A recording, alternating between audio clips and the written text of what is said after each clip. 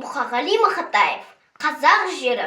Пай киелін еткен жер, батырлар дүрілдеп өткен жер, тұлпарларды бүрлеп төккен тер, ғашықтар бір-бірін өкпен жер, сарылып сал сері кеткен жер, бас иіп иіскеп топырағын тағзым жасамай өтпеңдер.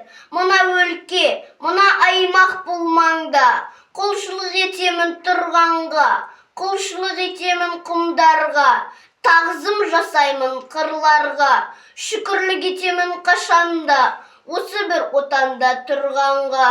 Жазы бар жалынмен жандырған, қысы бар аязды қардырған, көлденең көлбеген көкжиек, қыранның қанатын талдырған.